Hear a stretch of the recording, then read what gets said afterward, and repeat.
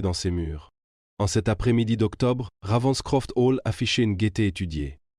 Des feux crépitaient dans les cheminées, des fleurs avaient été disposées avec un soin particulier, et la longue allée résonnait du passage des voitures transportant les invités conviés pour une occasion unique. La célébration de l'anniversaire de mariage de et Madame Leonard Habry, marquant 25 ans de mariage. Pourtant, sous ce vernis de cordialité, couvait une tension perceptible seulement à l'observateur sensible, une légère dissonance sous la musique de la politesse, comme une note légèrement fausse. Le capitaine Arthur Hastings, récemment arrivé de Londres et profitant d'une période de loisirs forcés, prit conscience de cette atmosphère presque aussitôt.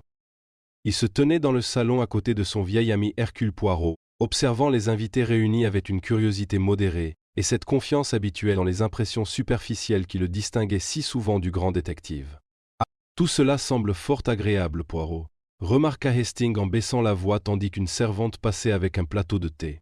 On pourrait presque se croire à une réunion de famille tout à fait ordinaire. Poirot ajusta ses poignets avec précision, son regard sombre passant lentement d'un visage à l'autre. « Exactement, mon ami. »« Presque, mais jamais tout à fait.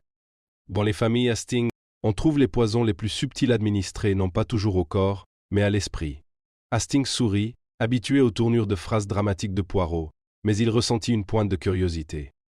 Les invités étaient peu nombreux, soigneusement choisis, semblaient-ils, et tous liés par le sang, le mariage ou une longue relation avec les Habry. Au centre du rassemblement se tenait Madame Eleanor Habry, une femme de 48 ans. Mince, impeccablement vêtue, d'une beauté empreinte de maturité, empreinte de froideur et de maîtrise. Ses yeux gris étaient perçants, son sourire mesuré. À sa main gauche, elle portait une alliance au design inhabituel, en or, mais noircie presque jusqu'au noir, comme brûlée ou altérée chimiquement. Hastings la remarqua car elle semblait détonner avec le reste de son élégance. À ses côtés se trouvait son mari, Leonard Habry. C'était un homme de grande taille, aux cheveux prématurément blancs et au dos voûté, signe de fragilité physique et de fatigue morale. Il était courtois, presque trop, mais son regard était absent, comme si ses pensées étaient ailleurs. Quand Leno lui toucha le bras, il tressellait imperceptiblement. Poirot la remarquait. Près de la fenêtre se tenait Clara Mayhew, la sœur cadette d'Eleanor, récemment veuve, portait un deuil que la convention n'exigeait plus. Et son visage exprimait cette intensité contenue souvent propre aux femmes qui ressentent les choses profondément mais parlent peu. Elle observait Eleanor d'un regard difficile à interpréter, mêlant inquiétude et ressentiment. Se prélassait près de la cheminée Stephen Habry, le neveu de Leonard, un homme d'une trentaine d'années à l'allure désinvolte et charmante, riait facilement, parlait avec aisance, et pourtant son regard était perçant, scrutateur. Hastings, l'observant, pensa instinctivement qu'il était un homme habitué à prendre des risques et à en échapper aux conséquences. Pour compléter la fête, il y avait Dr Félix Grand, le médecin de famille, un homme méthodique portant un penné et d'un calme imperturbable. Et Madame Agnès Wilcox, la compagne et confidente de longue date d'Eleanor, dont l'efficacité discrète la rendait presque invisible. L'hôtesse frappa légèrement dans ses mains. « Du thé tout le monde, avant que le vent n'emporte le peu de chaleur qui nous reste. Poirot, capitaine Hastings. Svens donc vous asseoir près du feu. » Poirot inclina la tête avec une courtoisie d'antan. « Madame, votre hospitalité est des plus généreuses. » Tandis qu'il prenait place, Hastings remarqua que le regard de Poirot s'attardait sans cesse sur la main d'Eleanor Habry. Finalement, incapable de contenir sa curiosité, il se pencha plus près. « Cette bague, » murmura Hastings. « Inhabituelle, n'est-ce pas ?» Les moustaches de Poirot frémirent. « Très inhabituelle. Une alliance, certes, mais aussi une affirmation. L'or noirci n'est pas à la mode. » Hastings. « C'est un choix délibéré. Tu crois que ça veut dire quelque chose ?»« Avec le temps, » dit Poirot d'une voix douce. « Tout a une signification. » La conversation se déroulait sans encombre. La météo, les voyages, les difficultés d'entretenir une maison en bord de mer. Pourtant, Poirot remarquait les petites tensions sous-jacentes. La plaisanterie de Stephen qui ne fit pas rire Léonard, le silence soudain de Clara quand Eleanor évoqua les anniversaires, la façon dont le regard du docteur Grand se posa sur la bague avant de s'en détourner, trop rapidement. Et puis il y avait la question de la célébration elle-même. « C'est très gentil de votre part de marquer l'occasion, » dit Eleanor d'un ton léger. « Léonard n'aime pas les cérémonies. Je n'aime pas la prétention, » corrigea doucement Léonard. Les mots flottaient dans l'air, polis mais tendus. Eleanor se... Après 25 ans, on apprend l'importance des apparences. Le regard de Poirot s'aiguisa. Plus tard, alors que la lumière déclinait et que les lampes étaient allumées, Hastings se retrouva à marcher avec Poirot le long du couloir, à l'extérieur du salon. « Vous le sentez aussi, n'est-ce pas » demanda Hastings. Quelque chose de tendu. Poirot s'arrêta, posant légèrement un doigt contre le mur, comme pour sentir le pouls de la maison elle-même. « Oui, mon ami, Ravenscroft Hall est très ancien. Il a appris la patience. Mais ce soir, il attend. » Poirot avait l'air pensif. Pour le moment où la retenue cède. Comme si ces mots l'avaient invoqué, un son lointain résonna dans la maison, le bruit sourd du métal frappant la pierre. Ils se regardèrent. « Probablement rien, » répondit rapidement Hastings. Poirot ne répondit pas. Il avait déjà commencé à marcher vers le bruit, d'un pas mesuré, le visage impassible. Derrière eux, le murmure poli des conversations se poursuivait. Des rires s'élevèrent, des verres tintèrent, et Eleanor Harbury leva la main en parlant, son alliance noircie captant la lumière de la lampe sombre, luisante et étrangement inquiétante.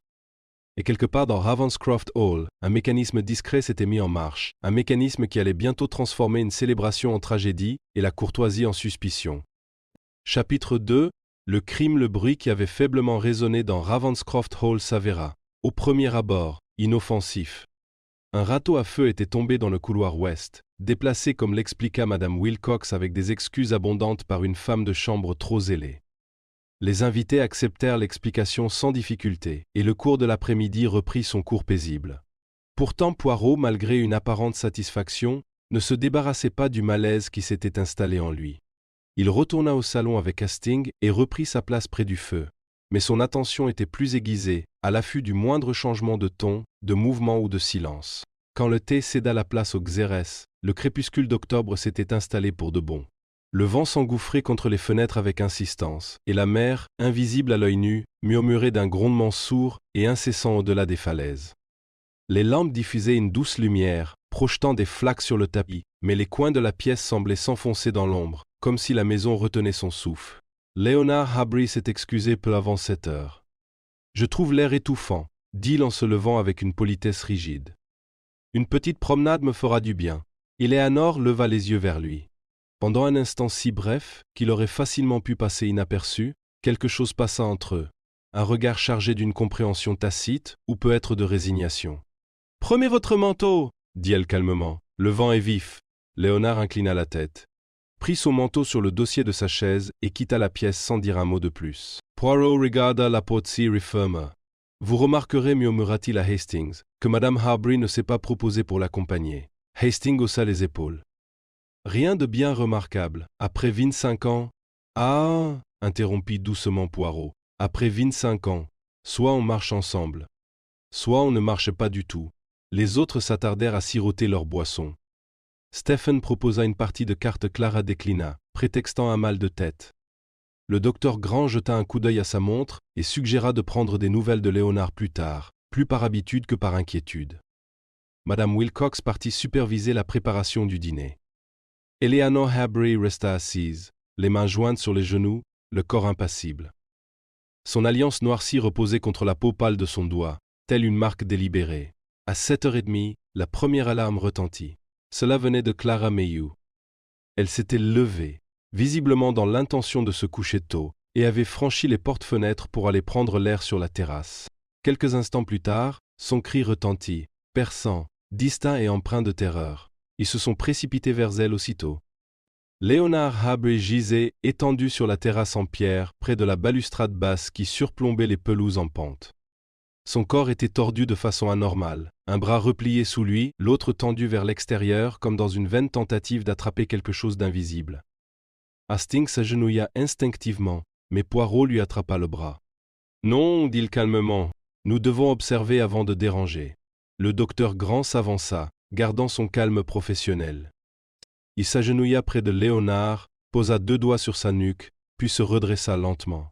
« Je crains, dit-il, qu'il soit bel et bien mort. » Eleanor Harbury resta immobile. Elle ne cria pas et ne se précipita pas. Son visage était devenu livide, mais sa voix, lorsqu'elle parla, était « Quoi ?» Que s'il passait? Le docteur Grant hésita.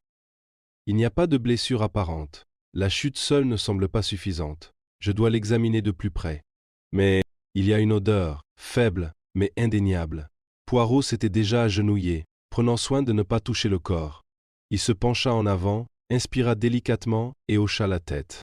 Oui, dit-il. Des amandes amères. Hastings ressentit un frisson. Du poison? Presque certainement. Eleanor porta enfin la main à sa bouche. Mais Léonard, jamais. Il était en bonne santé. Il ne prenait aucun médicament. Le regard de Poirot se porta sur les portes-fenêtres de la terrasse, puis sur le terrain obscurci au-delà. Madame, dit-il doucement, votre mari a-t-il emporté quelque chose avec lui en quittant le salon? Elle fronça légèrement les sourcils, cherchant dans sa mémoire. Seulement son manteau, rien d'autre. Le docteur Grant se leva. Si du poison est impliqué, il a dû être administré avant qu'il ne sorte. Les symptômes vertige, malaise peuvent apparaître en quelques minutes. Stephen Harbury laissa échapper un léger sifflement. Vous voulez dire que quelqu'un l'a empoisonné dans la maison? Un silence pesant et absolu suivit la question. Poirot see leva and listened sa veste. Pour l'instant, nous disons seulement ceci. Monsieur Harbury était vivant lorsqu'il a quitté le salon. Il est maintenant mort. C'est entre ces deux moments que réside la vérité. Le corps fut transporté avec précaution dans le bureau, une pièce calme à l'écart du couloir principal où le docteur Grant pourrait procéder à un premier examen. La maisonnée semblait figée, les voix chuchotées, les mouvements précis et contenus. Poirot, quant à lui, commença à observer sérieusement.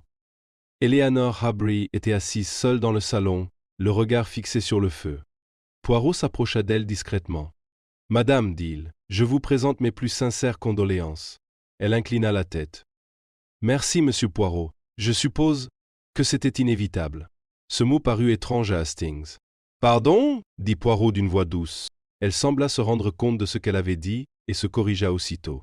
« Je veux dire seulement, le cœur de Léonard n'a jamais été fort. La tension de la maison, l'air marin. » Poirot acquiesça d'un signe de tête, le regard perçant. « Naturellement. Et pourtant, madame, l'odeur d'amande amère suggère une cause très précise. » Ses doigts se crispèrent un instant sur ses genoux.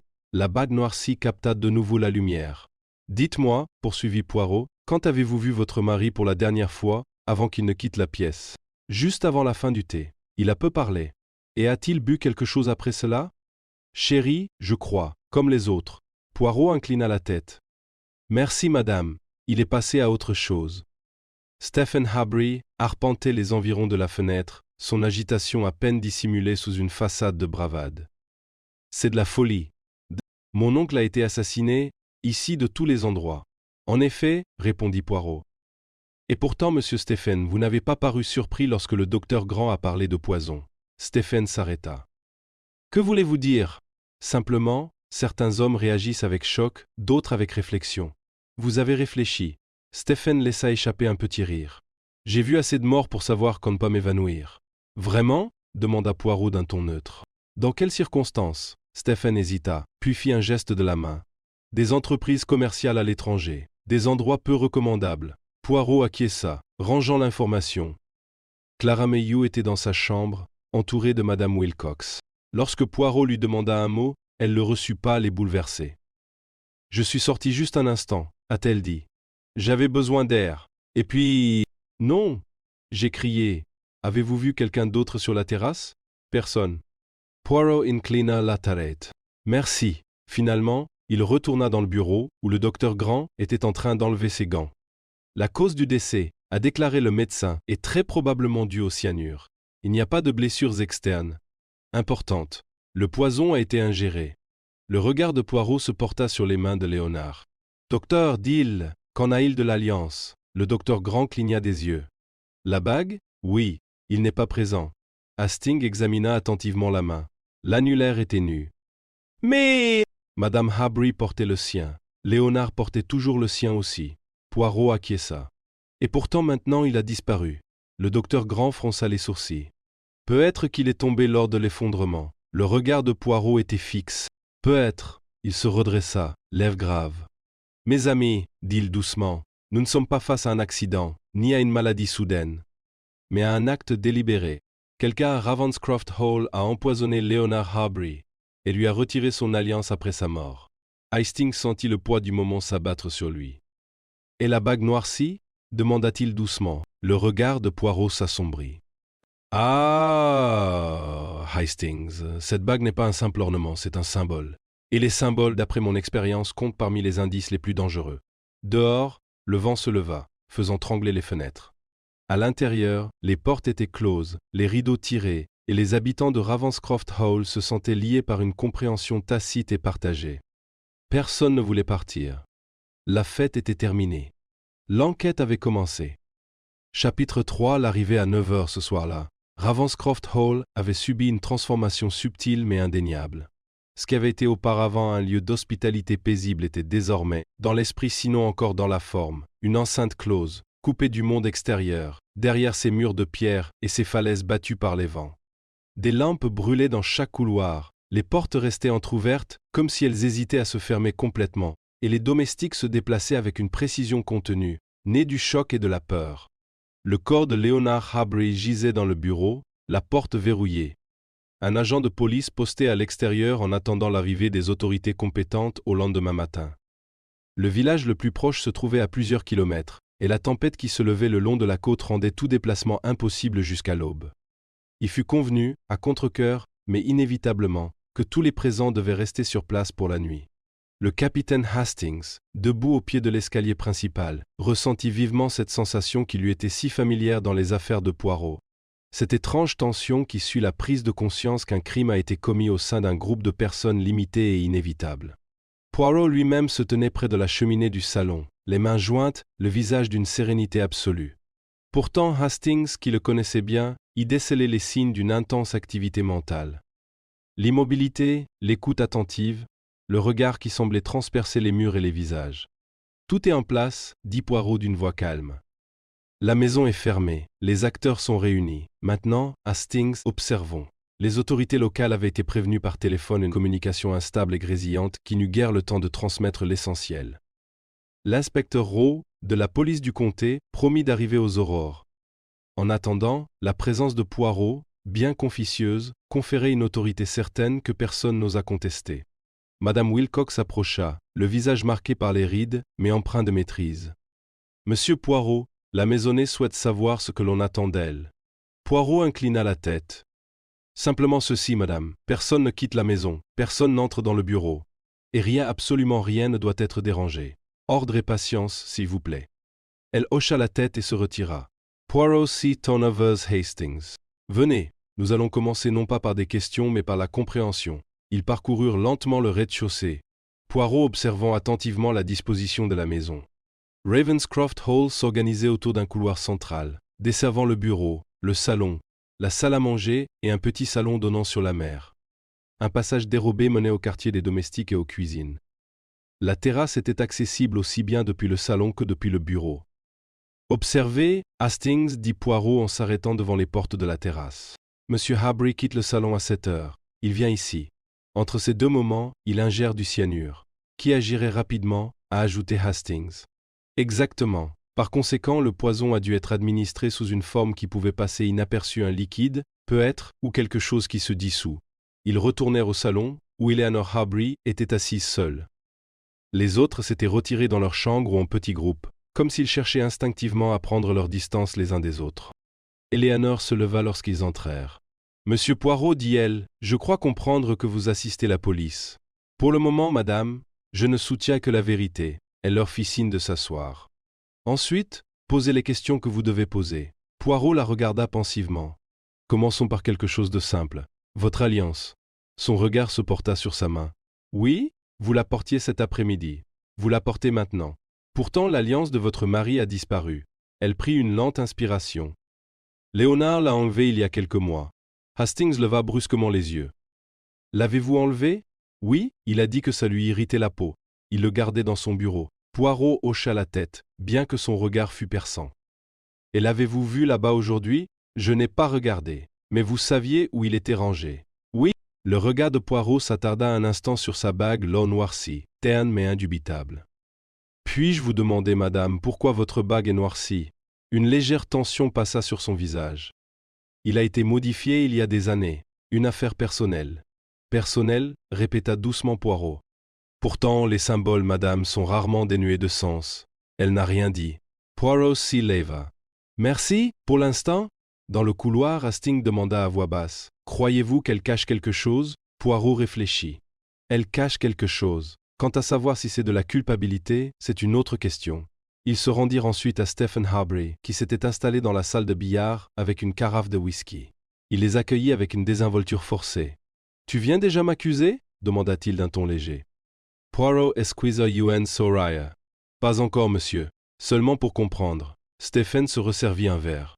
« J'étais avec les autres quand mon oncle est parti. Je ne l'ai pas suivi. Je ne l'ai pas empoisonné. Voilà, on s'est compris. » Les yeux de Poirot pétillèrent. « Vous êtes très efficace, monsieur Stephen. Dites-moi, quelle était votre relation avec votre oncle ?» Stephen haussa les épaules. « Distor. Cordial. Il désapprouvait ma carrière. »« Lequel ?» ?»« Spéculation, investissement. Certains échouent, d'autres réussissent. Et récemment, la mâchoire de Stephen se crispa presque imperceptiblement. Récemment, j'espérais qu'il pourrait m'aider financièrement. Et l'a-t-il fait? Non. Poirot acquiesce. Et vous n'avez pas été déçu? Stephen laissa échapper un vif sec. Bien sûr que j'étais déçu, mais pas au point de tuer. Poirot inclina la tête. Bien sûr, ils le laissèrent à nouveau arpenter la pièce. Clara Mayhew les reçut dans sa chambre, assise près de la fenêtre, enveloppée dans un châle. Je me sens responsable, a-t-elle déclaré aussitôt. Si je n'étais pas sortie, Poirot leva la main. Vous n'avez pas administré de poison, mademoiselle. Elle leva les yeux, surprise. Comment pouvez-vous en être sûre? Parce que la culpabilité s'exprime différemment, dit Poirot d'une voix calme. Dites-moi, étiez-vous au courant d'un quelconque malheur entre votre sœur et son mari? Clara hésita. Ils étaient... La politesse peut être la forme la plus éloquente du silence. Oui, dit Clara d'une voix douce. Il y a eu des désaccords, à propos d'argent, à propos de la maison. Et la bague? Demanda soudain Poirot. Elle le fixa du regard. La bague? La bague de Madame Harbury. Clara déglutit. Ça... Il m'a été infidèle, finit par dire Clara. Brièvement, Eleanor lui a pardonné, mais elle a fait modifier la bague. Elle a dit que cela leur rappellerait leur histoire à tous les deux. Poirot hocha lentement la tête. Un rappel, oui. On trouva le docteur Grant dans le bureau attenant à la pièce, se lavant les mains avec un soin méticuleux. Il salua Poirot comiment. Le poison était du cyanure, répéta-t-il. Je ne vois aucune raison de revenir sur cette conclusion. Docteur, dit Poirot, vous avez suggéré tout à l'heure que M. Harbury aurait pu s'effondrer à cause d'un malaise. Pourquoi? Grant hésita. L'habitude peut être, on espère des causes naturelles. Même en présence d'une odeur d'amande amère, Grant leva les yeux. Je ne voulais pas alarmer inutilement la famille. Poirot inclina la tête. Et la bague? Saviez-vous que M. Harbury ne la portait plus? Oui. Et saviez-vous où il était conservé? Dans le bureau, dans un petit tiroir. Le regard de Poirot s'aiguisa. L'avez-vous vu là aujourd'hui? Non. As-tu regardé? Non. Poirot esquissa un Soraya. Bien sûr. Finalement, ils retournèrent au salon. Hastings sentit le poids de la soirée s'abattre sur lui. Vous n'avez accusé personne, a-t-il dit. Poirot joined les mains. Il est trop tôt. Il faut d'abord établir la présence, l'opportunité, la psychologie. Et la bague? Demanda Hastings. La bague manquante est celle qui est noircie? Poirot avait l'air pensif. On retire une bague pour effacer un symbole. On modifie l'autre pour en préserver un. Entre ces deux gestes se cache le mobile. Dehors, le vent hurlait le long des falaises. À l'intérieur de Ravenscroft Hall, les portes étaient closes, les cœurs inquiets et les esprits agités. Poirot s'y leva en redressant sa veste. Maintenant, Hastings, dit-il doucement, les questions vont commencer sérieusement. Et avant que cette nuit ne soit terminée, quelqu'un dans cette maison se trahira, non pas par ses paroles, mais par ce qu'il ne pourra s'empêcher de révéler. Le jeu n'était plus social. C'était extrêmement grave. Chapitre 4. Les questions commencent le matin tarda à Ravenscroft Hall, comme si la demeure elle-même rechignait à accueillir le jour. Un épais brouillard gris recouvrait le domaine, brouillant la frontière entre ciel et mer, et le vent de la nuit précédente avait laissé place à un calme inquiétant. Des fenêtres de l'étage, les falaises étaient à peine visibles et une simple tache de gris foncé se détachant sur l'air plus clair au loin. Le capitaine Hastings, descendant dans la salle à manger peu après 8 heures, trouva la maisonnée réunie dans un silence pesant. Les tasses étaient levées et reposaient avec une précision méticuleuse, les couteaux effleuraient les assiettes, avec une délicatesse presque exagérée. Personne ne parlait plus que nécessaire. Poirot entra en dernier, impeccable comme toujours, sa présence instaurant un indéfinissable sentiment d'ordre. Il prit place, salua poliment chaque personne d'un signe de tête et attendit que le café soit servi. « Mes amis, dit-il enfin d'une voix calme et profonde, en attendant l'arrivée de l'inspecteur Roux, nous allons nous occuper utilement. Je me propose de vous poser quelques questions. Vous y répondrez honnêtement. En échange, je vous offre la discrétion. Stephen Harbury laissa échapper un petit rire. Vous le présentez comme un accord commercial. Poirot posa son regard sur lui. En quelque sorte, monsieur, oui. Il se tourna d'abord vers madame Wilcox. Vous avez servi la famille Harbury pendant de nombreuses années? 27, monsieur. Et vous étiez présent hier après-midi tout au long de l'après-midi? Oui, monsieur. Sauf lorsque j'allais superviser la cuisine. À quelle heure? Entre 6h15 et 6h30. Poirot acquiesça. Pendant cet intervalle, quelqu'un entrait seul dans le salon. Madame Wilcox réfléchit attentivement.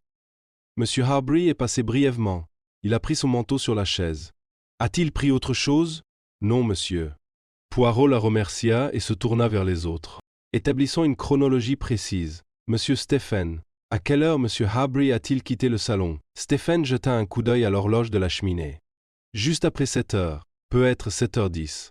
Et à ce moment-là, où étiez-vous? J'étais toujours assis sur ma chaise. Je n'avais pas bougé. Poirot inclina la tête. Madame Mayhew? J'étais près de la fenêtre, dit Clara. Je m'en souviens très bien, car Léonard s'est arrêté pour regarder Éléanore avant de partir. Le regard de Poirot se porta sur Éléanore. Ah bon, madame? Éléanore acquiesça. Oui? Il hésita. Et a-t-il dit quelque chose? Non. Poirot prit quelques notes. Docteur Grant, poursuivit-il, vous avez suggéré de prendre des nouvelles de monsieur Harbury plus tard. Quand l'avez-vous vu vivant pour la dernière fois? Juste avant son départ, je lui ai brièvement parlé de la météo. Et semblait-il malade? Non, peut-être fatigué. Poirot joignit les mains. Alors, monsieur Harbury quitte le salon peu après 7h, en pleine forme, ne portant que son manteau. 20 minutes plus tard, il est mort. Hastings se remua sur sa chaise. Ce qui signifie que le poison a dû être ingéré presque immédiatement. Exactement, dit Poirot. À présent, examinons les opportunités. Il se leva et fit lentement les 100 pas derrière les chaises. Monsieur Harbury n'aurait pu ingérer du cyanure que de 3 manières. Par une boisson, par des aliments ou par administration directe. Il n'a rien mangé après le thé. Par conséquent, nous privilégions l'hypothèse d'une boisson. Stephen fronça les sourcils. Nous avons tous bu du Xérès. Oui, acquiesça Poirot. Mais un seul homme est mort. Il se tourna vers Éléanore. Madame, qui a servi le Xérès? La bonne Hélène. Et la carafe? Sur le buffet. Poirot acquiesça. Le verre de monsieur Harbury avait-il une particularité quelconque? Éléanore hésita. Oui, il avait l'habitude d'utiliser le petit verre en cristal taillé. Il n'aimait pas les verres à pied. Les yeux de Poirot brillèrent. Excellent. Et où est ce verre maintenant? Dans le garde-manger, je crois. Poirot regarda madame Wilcox. Madame, veuillez faire en sorte que le verre soit mis en sécurité. Il ne doit pas être lavé. Elle est partie aussitôt. Poirot reprit sa place. Maintenant, dit-il, nous en venons aux alibis. Il se tourna de nouveau vers Stephen. Entre 7h et 7h30, où étiez-vous? Dans le salon, je ne suis parti qu'après le cri. Quelqu'un peut y confirmer cela? Stephen haussa les épaules. Tout le monde! Poirot esquissa un sourire. Sans à dire, personne en particulier. Il s'adressa à Clara. Et vous, mademoiselle? Je suis resté à l'intérieur jusqu'à ce que je sorte sur la terrasse, une vingtaine de minutes plus tard. Et pendant cette période, j'ai parlé avec Éléanore, puis je suis resté seul. Poirot acquiesça. Docteur Grant? Je suis brièvement retourné dans ma chambre pour prendre un livre. J'étais seul. Le regard de Poirot s'aiguisa, mais il se contenta d'acquiescer. Madame Harbury? La posture d'Éléanore demeura impeccable. Je ne suis pas sorti du salon. Poirot se pencha légèrement en avant. Madame, excusez-moi, mais je dois vous poser une question délicate. Vous êtes-vous disputée avec votre mari hier? Une vague de tension parcourut la pièce. Éléanore répondit d'un ton assuré. Nous n'étions pas d'accord. À propos de quoi? Affaires privées. Poirot inclina la tête. L'argent? La maison? Ou la fidélité? Ses yeux ont étincelé. Tous les mariages contiennent de tels éléments. Poirot accepta cela avec une légère révérence. L'inspecteur Rowe arriva peu après 9h, un homme solide et méthodique au visage gueriné. Poirot le salua courtoisement et résuma les faits avec une concision admirable. Alors que l'inspecteur entamait sa propre enquête, Poirot s'écarta avec Hastings. « Vous voyez, dit Poirot d'une voix calme, déjà le filet se resserre. Mais personne n'a d'alibi solide, objecta Hastings. Précisément. Et la bague? Le regard de Poirot se posa de nouveau sur la main d'Éléanore. La bague est la clé. Ce n'est pas simplement une preuve, C'est un mobile mis au jour. Hastings fronça les sourcils. Je ne vois toujours pas comment. Poirot sourit. Patience, mon ami. Tout d'abord, laissons les suspects croire que le temps joue en leur faveur. Il a remis sa veste en place. Ensuite, ajouta-t-il doucement, nous observons comment il se comporte lorsqu'il se croit en sécurité. Dehors, la brume commença lentement à se dissiper, révélant les falaises froides et impitoyables qui se dressaient au-delà. À l'intérieur de Ravenscroft Hall, la vérité attendait silencieuse, patiente et inexorable. Chapitre 5. Les fausses pistes. L'inspecteur Rowe installa son quartier général dans le salon du matin. C'est un nom. Il affichait cette assurance inébranlable si souvent chez les hommes qui s'en remettent aux procédures et aux précédents. Et il écouta avec une attention polie Poirot conclure son résumé des événements. Il s'agit clairement d'un empoisonnement, a finalement déclaré Rowe. Du cyanure de toute évidence. La question est, qui en a eu l'occasion? Poirot inclina la tête. Exactement, inspecteur. Et peut être aussi... Nous commençons généralement par saisir l'opportunité. Poirot ne l'a pas contredit. La première piste suivie était si bien tracée que Hastings pouvait presque en prédire chaque étape. Stephen Harbury, connu pour ses difficultés financières et sa proximité avec la victime, devait rapidement le principal suspect de l'inspecteur. Stephen supporta l'examen minutieux avec une tolérance impatiente. « Vous dites que vous aviez besoin d'argent » dit Rowe en consultant ses notes. « Que vous avez demandé de l'aide à votre oncle ?»« Oui. Et il a refusé ?»« Oui. » Ce refus vous a-t-il mis en colère ? Stephen se laissa aller en arrière sur sa chaise. « Cela m'a déçu. Je ne prétendrai pas le contraire. Mais je ne suis pas un meurtrier. » Le regard de Rowe s'est durci. La déception peut se transformer en désespoir. Poirot observait en silence, les mains jointes, les yeux aux aguets. « Où étiez-vous » poursuivit Rowe. « Entre 19h et 19h30 hier soir. »« Dans le salon. »« Seul ?»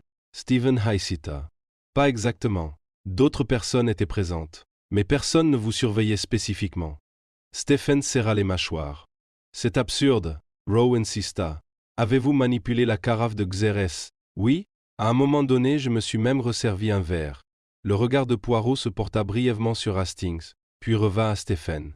« Avez-vous servi à boire à votre oncle ?» demanda Rowe. « Je ne me souviens pas. Ce n'est pas une réponse. » Stephen expira bruyamment. « Alors, peut-être, c'est possible. » Rowe se rassit satisfait. Le simple fait d'être possible suffit à justifier les soupçons. Stephen se leva. « Vous perdez votre temps. » Poirot prit enfin la parole. « Monsieur Stephen, puis-je vous demander, lorsque vous avez servi le Xérès, avez-vous utilisé le verre en cristal taillé ?» Stephen cligna des yeux. « Non, j'ai utilisé un verre à pied. »« Ah » murmura Poirot. « Et votre oncle ?»« Le gobelet. Toujours le gobelet. » Poirot hocha la tête. « Merci !» Stephen quitta la pièce d'un pas décidé, son sang-froid visiblement mis à rude épreuve. Hastings C. Penchevers Poirot. Ça sent mauvais pour lui. En apparence, acquiesça Poirot. C'est pourquoi c'est la solution la plus pratique. Rowe s'intéressa ensuite au domestique. La servante Hélène, pâle et tremblante, admit avoir posé la carafe, mais nia l'avoir touchée. Ces gestes avaient été observés par intermittence par Madame Wilcox, dont l'autorité discrète donnait du crédit au récit de la jeune fille. Le recours à des domestiques est toujours une possibilité, a fait remarquer Rowe. En effet, répondit Poirot d'un ton neutre, et donc souvent innocent. L'inspecteur fronça les sourcils, mais prit note. Le verre à Xérès, le gobelin caractéristique de Leonard Harbury, fut sorti du garde-manger. Il n'avait pas été lavé. Rowe l'examina attentivement, puis le tendit à Poirot. Poirot le souleva délicatement, le renifla et hocha la tête. « Il y a des résidus, a-t-il déclaré. Ah, mais pas là où vous vous y attendez. » Rowe haussa un sourcil. « C'est-à-dire, le poison n'a pas été mis dans le Xérès, » déclara Poirot calmement. Rowe Raidet. Vous en êtes certain? Moralement. Comment le cyanure pourrait-il être ingéré autrement? Poirot esquissa un sourire. Voilà la question. L'inspecteur grogna. Nous allons le faire analyser. L'attention s'est ensuite inévitablement portée sur Eleanor Harbury. L'idée qu'une femme puisse empoisonner son mari était une hypothèse que Rowe abordait avec une prudence professionnelle. Mais les faits étaient difficiles à ignorer. Un mariage tendu, une dispute publique et l'étrange affaire de l'alliance noircie. « Madame Harbury, dit Rowe, pouvez-vous décrire l'état de votre bague ?» Elle soutint son regard droit dans les yeux. « Je l'ai fait modifier il y a des années. C'était symbolique. »« Symbolique de quoi ?»« Du pardon. »« Du pardon. » dit-elle d'un ton froid. Les yeux de Poirot ont vacillé. « Et pourtant, poursuivit Rowe. Votre mari ne portait plus son alliance. Il a choisi de ne pas le faire. Cela vous a-t-il offensé? Elle marqua une pause. Cela m'a déçu. Rowe se pencha en avant. Suffisamment pour le tuer? Poirot intervint avec douceur. Inspecteur, si je puis me permettre, l'émotion n'est pas une preuve. Rowe se rassit. Ce n'est pas non plus sans importance. Eleanor se leva. Je ne répondrai pas aux insinuations. Elle a quitté la pièce la tête haute. Hastings et Experay. Tout cela est très gênant. Poirot acquiesça. Oui, et aussi... Poirot désigna subtilement la porte d'un geste. Observez qui attire l'attention, Hastings. Monsieur Stephen, les domestiques, Madame Arbery. Chacun est un suspect potentiel, chacun un mobile, chacun à l'occasion. Et le véritable meurtrier. Sourit discrètement, le docteur Grant fut interrogé ensuite. Son calme et son professionnalisme impressionnèrent l'inspecteur. Vous êtes resté seul pendant un certain temps, a fait remarquer Rowe. C'est regrettable. Grant, c'est la nature même de ma profession d'être seul. Vous aviez accès à des produits chimiques? Oui, à usage médical. Cyanure? Grant Hassett, en quantité infime pour certains traitements, sous clé. Le regard de Rowe s'aiguisa. Où sont-ils maintenant? Dans mon cas médical. Poirot leva brusquement les yeux. Pouvons-nous le voir? Grant se raidit, puis hocha la tête. Bien sûr, l'étui a été présenté, ouvert et examiné. Les flacons étaient intacts. Rowe semblait déçu. À midi, une anxiété contenue régnait dans la maison. Des chuchotements circulaient dans les couloirs. Les portes se fermaient doucement. Des regards suivaient Poirot partout où il allait. Hastings le trouva seul dans le bureau, le regard fixé sur les mains de Leonard Arbery. « Vous pensez que Stephen est innocent ?» a déclaré Hastings. « Oui, et Eleanor ?» Poirot ne répondit pas immédiatement. Il plongea la main dans sa poche et en sortit un petit mouchoir, avec lequel il souleva délicatement la main droite de Léonard. « Observez, dit-il. » Hastings se pencha plus près. « Il y a une légère marque autour du doigt. » « Oui.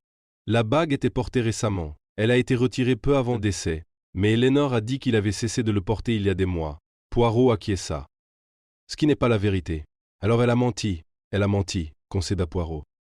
Mais peut-être pas pour la raison que vous croyez. » Il se redressa. « Les leurres sont nombreux, Hastings. Ils nagent vigoureusement, attirant l'attention, mais le vrai poisson se déplace silencieusement en dessous. » Hastings frissonna légèrement. « Et quand frapperez-vous » Les yeux de Poirot étaient calmes, presque sereins. Quand les contradictions deviennent trop lourdes à porter. Dehors, la mer se brisait contre les falaises, indifférente aux tromperies humaines. À l'intérieur de Ravenscroft Hall, les soupçons s'intensifiaient, s'aiguisaient et se propageaient, exactement comme le véritable coupable l'avait prévu. Pour l'instant, le piège était appâté, et la mauvaise proie tournoyait avec avidité. Chapitre 6, un indice détaillé dans l'après-midi, un silence pesant s'était installé à Ravenscroft Hall, seulement troublé par le bruit lointain de la mer et quelques murmures étouffés derrière des portes closes. L'inspecteur Rowe s'était retiré dans le salon du matin pour rédiger ses rapports et attendre les résultats des analyses chimiques, laissant Poirot d'un commun accord, bien conficieux poursuivre ses observations discrètes. Le capitaine Hastings l'accompagnait, carnet à la main, bien qu'il soupçonnât que Poirot n'eût nul besoin d'écrit. L'esprit du détective, une fois en éveil, fonctionnait avec une précision qui rendait le papier presque superflu. « À présent, dit Poirot d'une voix douce, tandis qu'il rentrait dans le bureau, nous allons examiner non pas l'évidence, mais ce qui a été négligé. » La pièce respirait la dignité discrète d'un homme soucieux d'ordre. Les livres étaient rangés par auteur, les papiers bien alignés, le bureau impeccable. Pourtant, quelque chose dans cette propreté impeccable paraissait légèrement artificiel à Hastings. « On dirait qu'il est intact », a remarqué Hastings. « Exactement, » répondit Poirot. « Trop intact. Le désordre accompagne souvent la mort. Ici, il a été corrigé. » Il se déplaça lentement dans la pièce, s'arrêtant devant le petit bureau près de la fenêtre. Il ouvrit le tiroir dont Eleanor avait parlé. Les sourcils de Poirot se levèrent presque imperceptiblement. « Leonard Arbery était un homme d'habitude, » murmura-t-il. « Les habitudes laissent des traces, même lorsqu'on enlève les objets eux-mêmes. » Il se pencha plus près du tiroir, inspira doucement, puis se redressa. « Du cèdre, dit, et du métal. » Un écrit à bague, suggéra Hastings. Poirot referma soigneusement le tiroir et porta son attention sur le fauteuil, dans lequel Léonard avait été trouvé après avoir été ramené de la terrasse. Les coussins avaient été ajustés, le fauteuil redressé. Quelqu'un souhaitait rétablir la dignité, observa Poirot. Ou le contrôle. Hastings se redressa, mal à l'aise. Vous pensez que c'est le meurtrier qui a fait ça? Je pense, répondit Poirot, que c'est quelqu'un qui se souciait des apparences qui a fait ça. Il s'approcha de la cheminée où étaient disposés plusieurs petits objets. Une horloge, un cadre photo en argent et une coupelle peu profonde pour les clés. Poirot souleva légèrement la coupelle. En dessous se trouvait une légère tache sombre. Hastings se pencha plus près. Qu'est-ce que c'est? Poirot l'essuya avec son mouchoir. Résidu d'oxydation. Or traité chimiquement. Le cœur d'Hastings s'emballa. Depuis le ring, d'une bague, corrigea doucement Poirot. Peut-être même de plusieurs. Il se redressa, le visage grave. Remarquez, Hastings, la bague de Madame Harbury est noircie délibérément par un procédé chimique. Ce procédé laisse des traces, odeurs, résidus, décoloration. Et la bague disparue? Demanda Hastings. Il a probablement été traité de la même manière, ou du moins, c'était prévu. Ils entendirent des pas devant la porte. Poirot reposa le plat avec précision et se retourna lorsque Clara Mayhew entra, pâle mais sereine. « On m'a dit que vous étiez là, dit-elle. Je pensais que vous devriez le savoir. L'inspecteur Rowe n'a rien trouvé de concluant dans le XRS. » Poirot inclina la tête. « Comme prévu. » Clara hésita. « Monsieur Poirot, croyez-vous vraiment que quelqu'un dans cette maison a tué Léonard ?» Poirot la regarda avec bienveillance. « Mademoiselle, les croyances n'ont aucune importance. Les preuves existent. Nous devons les écouter. » Elle hocha la tête, puis marqua une pause, son regard se posant sur le tiroir du bureau. « Léonard gardait sa bague là-bas, dit-elle doucement. Il me l'a montré hier seulement. » Le regard de Poirot s'aiguisa. « Vous l'avez montré? » Oui. Il était troublé. Il a dit qu'Eleanor souhaitait qu'il le porte à nouveau. Hastings parut surpris. Après toutes ces années, Clara acquiesça. Elle a dit que le moment était venu, que les apparences comptaient. Poirot la remercia et la regarda partir. « Les apparences » murmura-t-il. « Toujours les apparences. » Ils retournèrent dans le couloir, où Poirot s'arrêta brusquement. « Écoutez, dit-il. » Du fond du hall parvenait un faible bruit de métal contre métal doux et rythmé. Ils l'ont suivi jusqu'à la chambre du docteur Grant. Le médecin se tenait à son bureau, polissant soigneusement un petit instrument. Poirot sourit poliment. « Ah, docteur, veuillez m'excuser pour cette intrusion. » Grant leva les yeux surpris. « Bien sûr, je vous en prie. » Le regard de Poirot se posa sur l'objet que Grant tenait à la main. Un petit pilon en laiton. « Dans quel but ?» demanda Poirot d'un ton neutre. « Polissez-vous un objet de ce genre ?» Grant hésita. « Cela fait partie d'un ancien nécessaire de voyage. Valeur sentimentale. » Poirot hocha la tête, bien que son regard fût perçant. « Docteur, poursuivit-il, vous connaissez les processus chimiques? Bien sûr. Et avec l'oxydation? Oui. Poirot esquissa un Soraya. Voyez-vous, nous avons découvert des résidus compatibles avec de l'or traité chimiquement. La main de Grant s'immobilisa. C'est curieux, poursuivit Poirot d'une voix douce, car ce genre de traitement est rare. Il exige des connaissances, de la patience et des contacts. Grant déglutit. Beaucoup de gens possèdent ce savoir. En effet, approuva Poirot. Mais rares sont ceux qui songeraient à l'appliquer à une alliance. Un silence s'installa entre eux. Plus tard, alors qu'ils s'éloignaient, Hastings laissa échapper un soupir. « Vous observiez ses mains, dit-il. »« Oui, répondit Poirot. Il tremblait. « Est-ce suffisant ?» Poirot s'arrêta et lui fit face. « Non, mais c'est un début. » Ils retournèrent une fois de plus dans le bureau. Poirot s'accroupit près des portes-fenêtres et examina attentivement le seuil. « Voilà, dit Hastings suivit son regard. Un minuscule éclat de métal noirci était incrusté dans la rainure du cadre de la porte. Poirot le souleva avec précaution. « La bague, murmura Hastings. »« Un fragment, corrigea Poirot. »« La bague a été manipulée ici, retirée, peut être même de force. Mais pourquoi l'enlever après la mort ?» demanda Hastings. Le regard de Poirot était grave. « Parce que les symboles accusent, et quelqu'un craignait ce que cette bague pouvait révéler. » Il se redressa lentement. Le poison, Hastings, n'était pas l'élément le plus ingénieux de ce crime. Il était simplement efficace. Le véritable danger résidait dans la bague, dans ce qu'elle représentait et dans ce qu'elle pouvait prouver. Hastings ressentit un frisson. Alors le meurtrier a tenté de l'effacer. « Oui, dit Poirot d'une voix douce, mais ont effacé trop de choses et ce faisant, ils se sont révélés. » Alors que les ombres du soir s'allongeaient à nouveau, Poirot se tenait seul au centre du bureau, les mains jointes derrière le dos. « Les petites cellules grises, murmura-t-il, elles sont très sensibles aux détails. » Dehors, la mer continuait de rugir, implacable et éternelle. À l'intérieur de Ravenscroft Hall, un indice unique et négligé petit, noirci et silencieux avait commencé à parler. Chapitre 7. D'autres mensonges font surface. La découverte du fragment sur le seuil modifia l'atmosphère de Ravenscroft Hall d'une manière subtile mais indéniable. Là où régnait auparavant une tension née de l'incertitude, s'installa désormais une peur plus aiguë, teintée de calcul.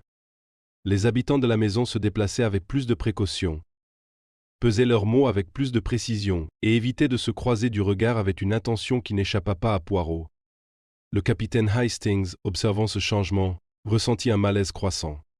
C'est comme si tout le monde en savait plus qu'il ne l'admet, dit-il doucement tandis que Poirot et lui s'arrêtaient au pied de l'escalier. Poirot inclina la tête. Mais oui, quand les mensonges se multiplient, Hastings, c'est parce que la vérité exerce une pression sourde, comme l'eau contre un barrage. Ils ont commencé avec Eleanor Habry. Elle les reçut dans le salon du matin, la lumière grise filtrant à travers les hautes fenêtres, lui conférant une immobilité presque sculpturale. Elle était impeccablement vêtue comme toujours, et son calme demeurait intact pourtant. Poirot perçut une tension inhabituelle sur ses lèvres. « Madame, dit-il doucement, de nouvelles informations ont été mises au jour. Je vous demande maintenant d'être totalement franche. » Leurs regards se croisèrent. « Je t'ai déjà tout dit. » Poirot esquissa un sourire. « Vous n'aurez donc aucune objection à ce que je le répète, avec des ajouts. » Elle ne répondit pas, mais inclina légèrement la tête. « Vous nous avez dit, poursuivit Poirot, que votre mari ne portait pas son alliance depuis des mois. »« Et pourtant, dit Poirot à voix basse, il existe des preuves qu'il l'a porté tout récemment. » Un bref scintillement, à peine un scintillement traversa son regard. « C'est inexact, a-t-elle affirmé fermement. » Poirot ne la contredit pas immédiatement. Au lieu de cela, il se pencha en avant. « Madame, avez-vous demandé à votre mari de remettre son alliance ?» Si. Hastings sentit son souffle se couper. « Oui, finit par dire Eleanor. C'est moi. Et pourquoi ? Parce que, dit-elle en choisissant soigneusement ses mots, certaines apparences doivent être maintenues. » Poirot acquiesça. « Pour qui ? Pour tout le monde ? Ou bien, suggéra doucement Poirot, pour quelqu'un en particulier. » Sa main se crispa un instant sur l'accoudoir du fauteuil. La bague noircie brillait d'un éclat terne. « Il m'a fait du tort, finit-elle par dire. Il y a des années, je lui ai pardonné, mais le pardon n'efface pas les souvenirs. »« Non, acquiesça Poirot. Ce n'est pas le cas. Et la bague ? Demanda-t-il. Il a été modifié comme un rappel, dit Eleanor d'une voix douce. Pour lui. Merci, madame. Ce sera tout. Elle admet éprouver du ressentiment, a-t-il déclaré. Voilà son mobile. C'est de l'émotion, corrigea Poirot. Pas encore un meurtre. Leur conversation suivante fut moins posée. Stephen Habry a été retrouvé dans la salle de billard, arpentant la pièce comme un animal en cage. Un verre à moitié bu trônait intact sur la table. Ils disent que c'est moi, s'exclama-t-il dès que Poirot entra. Parce que j'avais besoin d'argent, parce que j'ai servi un verre. Calmez-vous, dit Poirot d'un ton doux. Je ne dis absolument rien de tel. Stephen laissa échapper un rire amer. Alors pourquoi ai-je l'impression que le nœud coulant se resserre ? Parce que, répondit Poirot, vous avez peur. Stephen cessa de faire les 100 pas. N'importe qui le serait. Poirot le regarda fixement. Monsieur Stephen, vous êtes-vous disputé avec votre oncle hier ? Oui, admit Stephen. Brièvement. À propos d'argent ? Une question de contrôle, rétorqua Stephen. Il aimait exercer un pouvoir sur les gens. Et vous le déplorez ? Oui. Poirot acquiesce. Avez-vous vu sa bague hier ? Stephen fronça les sourcils. Sa bague ? Non. Il ne l'avait pas portée depuis des années. Le regard de Poirot s'aiguisa. Êtes-vous sûr ? Stephen hésita. Eh bien… Sombre, comme celle d'Eleanor. Poirot le remercia et se détourna, laissant Stephen le regarder s'éloigner, troublé. C'était nouveau, murmura Hastings une fois dans le couloir. Oui, acquiesça Poirot. Et c'est à contre-cœur que cela m'a été accordé. Le docteur Grant s'est avéré plus difficile. Il reçut Poirot dans sa chambre avec une courtoisie professionnelle, bien que ses yeux trahissent la fatigue. Vous avez fait preuve de beaucoup de patience, docteur, dit Poirot. Mais la patience a ses limites. Grant se raidit légèrement. Je n'ai rien à cacher. Poirot sourit. Alors vous me permettrez cette question. Hier après-midi, M. Habry vous a-t-il consulté en privé ? Grant hésita. Brièvement. À propos de quoi ? À propos de son cœur. Il était inquiet. L'était-il ? Oui. Poirot s'y pencha en avant. Vous a-t-il également consulté au sujet de son mariage ? Grant détourna le regard. Il a évoqué des tensions. Et la bague ? La mâchoire de Grant se crispa. Oui, répondit-il doucement. Il a demandé si un contact prolongé avec du métal traité chimiquement pouvait irriter la peau. Poirot hocha lentement la tête. Lui avez-vous conseillé de l'enlever? Oui. Et pourtant, dit Poirot à voix basse, il l'a porté à nouveau. La voix de Grand était tendue. Contre mon avis, Poirot l'observa longuement. Docteur, dit-il, savez-vous quelle est l'odeur du cyanure? Grand déglutit. Bien sûr. Et vous l'avez senti hier soir? Oui. Avant que le docteur Grand ne déclare officiellement l'empoisonnement, Grand tressaillit à cause de son propre faux pas. Hastings resented UN frisson. Poirot s'y redressa. Merci, docteur. Lorsqu'ils furent de nouveau seuls, Hastings parla à voix basse. Il ment? Oui, répondit Poirot calmement. Mais les mensonges ne se valent pas. Ils se tournèrent finalement vers Clara Mayhew. Elle était assise dans le petit salon du matin, se tordant les mains. J'aimais ma sœur, dit-elle. Mais j'avais pitié de Léonard. Pourquoi? Demanda Poirot. Il était piégé, dit Clara. Par la culpabilité, par les apparences, par cette bague. Poirot acquiesça. Et vous? Elle leva brusquement les yeux. Je voulais qu'il soit libre. Hastings la fixa du regard. Vous souhaitiez sa mort? Demanda-t-il involontairement. Non! S'écria Clara. Jamais ça, mais je souhaitais du changement. Poirot la regarda pensivement. Le changement est un souhait dangereux, dit-il doucement. Au fil de l'après-midi, Hastings sentit le poids des mensonges accumulés peser sur lui. Chacun avait menti, certains pour se protéger, d'autres pour préserver la mémoire, la fierté ou l'amour. Et quel mensonge est le plus important? Demanda-t-il enfin à Poirot. Poirot s'arrêta au pied de l'escalier. Celle qui parle des plus petites choses, dit-il. Parce qu'elle dissimule la plus grande vérité. Ce soir-là, Poirot écrivit une seule ligne dans son carnet. L'anneau est revenu. Le poison a suivi. La main qui a connu les deux est celle que nous cherchons. Au-dessus d'eux, Ravenscroft Hall craquait doucement, comme s'il fléchissait sous le poids de secrets longtemps enfouis. Les mensonges avaient été mis au jour. Alors, ils allaient commencer à se noyer. Chapitre 8. Le tournant émotionnel, la nuit tomba sur Ravenscroft Hall, avec une soudaineté presque délibérée, comme si les ténèbres elles-mêmes avaient été invoquées pour envelopper la tension qui pesait désormais sur chaque âme entre ces murs. Les lampes furent allumées, tôt leur douce lueur ne parvint pas à dissiper le froid qui s'était installé dans les couloirs et dans les cœurs. Le capitaine Hastings trouva Poirot seul près des portes-fenêtres, le regard perdu sur la mer agitée. Le détective avait une posture impeccable, les mains sagement jointes dans le dos, mais il émanait de lui une gravité que Hastings avait appris à reconnaître. C'était le silence qui précédait une révélation. « Vous le sentez aussi, n'est-ce pas, Hastings ?» dit Poirot sans se retourner. « L'attention ?» répondit Hastings. « Elle est insupportable. »« Non, » corrigea doucement Poirot. « L'affléchissement, quelque chose est sur le point de se briser. » Ils furent interrompus par un coup hésitant. Madame Wilcox, la gouvernante, se tenait sur le seuil. Son visage, d'ordinaire si serein, était tiré, ses yeux soucieux. « Monsieur Poirot, dit-elle, Madame Mayhew est malade. Elle demande à vous voir. » Poirot inclina la tête. « Nous viendrons immédiatement. » La chambre de Clara Mayhew se trouvait à l'extrémité et de l'aile, avec vue sur les falaises. Assise, calée contre des oreillers, le teint pâle, les yeux brillants, elle tenait une tasse de thé à moitié bue qui tremblait entre ses mains. « Vous souhaitiez me voir, mademoiselle » dit Poirot d'une voix douce. « Oui » murmura Clara. Avant qu'il ne soit trop tard, Hastings sentit une oppression dans sa poitrine. Poirot rapprocha une chaise et s'assit, son attitude décontractée inspirant confiance. « Dis-moi, dit Clara ferma brièvement les yeux, comme pour rassembler ses forces. « J'ai menti, a-t-elle dit. Sur plusieurs choses. » Poirot acquiesça. « Vous ne seriez pas un cas unique. » Elle esquissa un sourire faible et sans joie. « Je vous avais dit que Léonard était troublé par l'insistance d'Eleanor au sujet de la bague. C'est vrai, mais je ne vous ai pas tout dit. » Poirot attendit. « Il est venu me voir l'après-midi précédant sa mort, » poursuivit Clara. Il était désespéré. Il m'a dit qu'Eleanor souhaitait qu'il porte à nouveau la bague ce soir-là, en public, au dîner. Hastings inspira brusquement. Mais il ne l'a pas fait. « Non !» répondit Clara. « Parce qu'il avait peur. »« Peur de quoi ?» demanda Poirot à voix basse. « Quant à la signification de la bague, dit elle, ce n'était pas qu'un symbole. C'était une accusation. » Le regard de Poirot s'intensifia. « Expliquez-vous. » Clara serra les mains sur la couverture.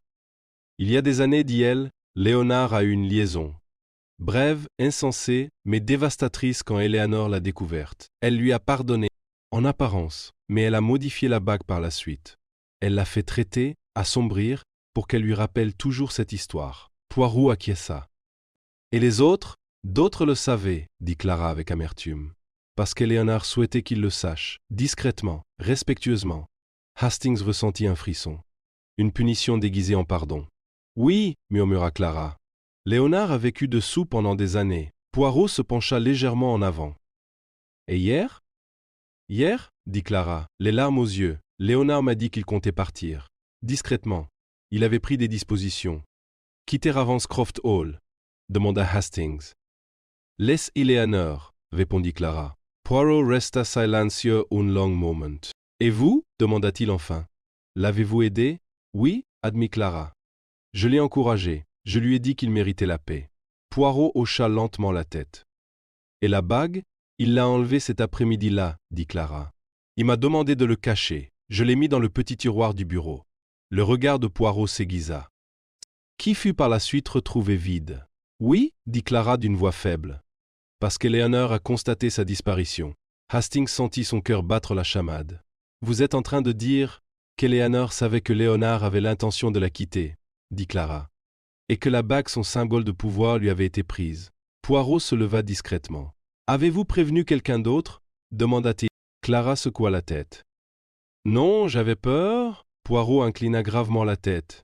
Vous avez bien fait de parler maintenant. Alors qu'il quittait la pièce, Hastings s'efforçait de contenir son agitation. Cela change tout, dit-il. Eleanor avait une autre motivation que le ressentiment. Elle était sur le point de le perdre. Oui, répondit Poirot. Mais un mobile seul ne suffit jamais. Ils descendirent l'escalier et trouvèrent les membres de la famille rassemblés en petits groupes visiblement mal à l'aise. La tension émotionnelle commençait à se faire sentir. Les voix montaient, retombaient, s'éteignaient brusquement. Stephen Harbury se tenait près de la cheminée, son sang-froid finalement rompu. Elle le savait, lançait-il avec véhémence au docteur Grant. Elle devait forcément savoir qu'il partait. Le docteur Grant prit un air grave. Baissez la voix. Poirot s'approcha d'eux. Messieurs, dit-il d'un ton calme, l'émotion n'éclaire rien si elle n'est pas guidée. Stephen se tourna vers lui.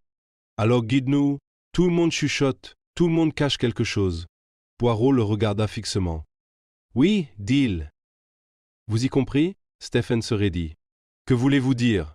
Vous saviez que votre oncle avait l'intention de partir, dit Poirot calmement. Stephen hésita, puis hocha la tête. Il l'a mentionné, brièvement. Et qu'avez-vous ressenti à ce sujet? Stephen laissa échapper un rire amer. Soulagé, s'il partait, l'emprise d'Eleanor sur le domaine se relâcherait. Poirot acquiesça. Et vous pourriez en tirer un avantage financier. Stephen rougit. Je ne l'ai pas tué. Non, acquiesça doucement Poirot. Mais vous étiez prêt à en tirer profit. Stephen se tut. Plus tard, dans l'intimité du salon temporaire de Poirot, Hastings s'exprima avec urgence. Les aveux de Clara accusent fortement Eleanor, a-t-il déclaré. La bague, la séparation imminente, l'humiliation, tout cela est très convaincant. Mais vous ne croyez pas qu'elle l'ait fait. Poirot esquissa un sourire. Je crois qu'elle est capable de cruauté. Ce n'est pas la même chose. Alors qui... Le tournant émotionnel, dit-il d'une voix calme, n'est pas la révélation du mobile. C'est le moment où le contrôle nous échappe. Qui contrôle? Demanda Hastings. Le regard de Poirot était pensif. Pas celle d'Eleanor, dit-il. Elle l'a toujours portée ouvertement. Non, Hastings. Une autre personne a perdu le contrôle lorsque la bague a disparu. Hastings fronça les sourcils. Dr. Grant? Poirot ne répondit pas directement.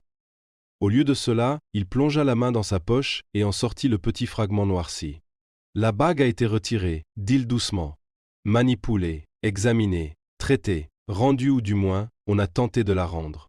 Par quelqu'un qui a des connaissances en chimie, murmura Hastings. Et un investissement émotionnel, ajouta Poirot. Quelqu'un qui craignait ce que la bague révélerait sur le passé. Dehors, le vent s'est levé brusquement, faisant trembler les fenêtres. Poirot se leva, redressant sa veste avec un soin méticuleux. La vérité commence à blesser, dit-il. Maintenant, Hastings, nous verrons qui saignera. Quelque part dans la maison, une porte se referma avec un clic décisif. Le moment de l'effondrement était proche. Chapitre 9. Le piège le jour se leva sur Ravenscroft Hall, sous un ciel d'un gris acier pâle. La mer, au-delà des falaises, agitée et grise. Le vent de la nuit avait purifié l'air, mais à l'intérieur de la maison, l'atmosphère demeurait lourde, chargée d'attente. Les secrets, une fois révélés, avaient la fâcheuse tendance à bouleverser l'équilibre et Poirot savait que la situation était désormais précaire. Une simple pression, exercée avec précaution, suffirait à provoquer l'effondrement. Il prit son petit déjeuner seul, coupant méticuleusement ses toasts, ses pensées ordonnées avec la même précision. Le capitaine Hastings le rejoignit à mi-chemin, incapable de dissimuler son impatience. « Vous avez bien dormi » demanda Hastings. « Parfaitement » répondit Poirot. La conscience tranquille est le meilleur des oreillers. Hastings a grimacé. Tout le monde ici ne peut pas en dire autant. Poirot esquissa un sourire. Exactement, c'est pourquoi cette journée sera instructive. Peu après 11 heures, l'inspecteur Rowe arriva, apportant avec lui les résultats des analyses de laboratoire. Il trouva Poirot dans le salon, en train de disposer tranquillement les chaises. « On dirait que tu prépares un spectacle » a dit Rowe. « En quelque sorte, » répondit Poirot. « Je souhaite réunir tout le monde. Certaines contradictions s'agitent lorsqu'elles sont confinées à des esprits individuels. » Rowe fronça les sourcils. « Vous avez quelque chose de concret ?»« J'ai la logique, » dit Poirot d'un ton aimable, « et la psychologie. Ensemble, elles sont les plus convaincantes. » Rowe hésita, puis hocha la tête. « Très bien. » La maisonnée se rassembla avec plus ou moins de réticence. Eleanor Harbury entra la première, calme et distante, sa bague noircie contrastant nettement avec le tissu pâle de son gant. Stephen suivit, agité, son impatience à peine dissimulée. Le docteur Grant arriva en dernier, l'expression soigneusement neutre, sa sacoche médicale serrée contre lui comme un bouclier. Clara Mayhew était absente clouée dans sa chambre par l'épuisement, mais Madame Wilcox se tenait silencieusement près de la porte, témoin muet. Poirot attendit que tout le monde soit assis. « Mesdames et messieurs, commença-t-il d'une voix calme et courtoise, je vous remercie de votre patience. Je promets de ne pas l'abuser. » Stephen renifla doucement, mais Poirot continua sans s'interrompre. « Nous sommes ici parce que M. Leonard Harbury est mort, empoisonné au cyanure. La méthode était efficace, mais le crime lui-même, comment dire, était inutilement élaboré. » L'inspecteur Rowe se décala légèrement, mais n'interrompit pas. « Premièrement, dit Poirot, considérons ce qui ne s'est pas produit. Le poison n'a pas été placé dans le Xérès. Cela a été confirmé. » Stephen lança un regard perçant à Eleanor. L'expression d'Eleanor ne changea pas. « Deuxièmement, poursuivit Poirot, la bague. Ah, la bague. Un petit objet, mais lourd de sens. » Il se tourna légèrement vers Eleanor. « Madame, vous avez fait modifier votre bague il y a des années comme symbole de pardon, avez-vous dit ?»« Oui, répondit Eleanor d'un ton détaché. « Mais les symboles parlent, dit Poirot d'une voix douce. Ils accusent, ils rappellent, ils contrôlent. » Ses lèvres se pincèrent, mais elle ne dit rien. Poirot se tourna alors vers le docteur Grant. « Docteur, vous avez été consulté par M. Harbury au sujet d'une irritation causée par un métal traité chimiquement. » Grant inclina la tête. « Oui, vous lui avez conseillé d'enlever sa bague. Oui, et pourtant, il l'a portée à nouveau. » Grant hésita. « Contre mon avis, » Poirot acquiesça. En effet, il arpentait lentement la salle devant le groupe rassemblé.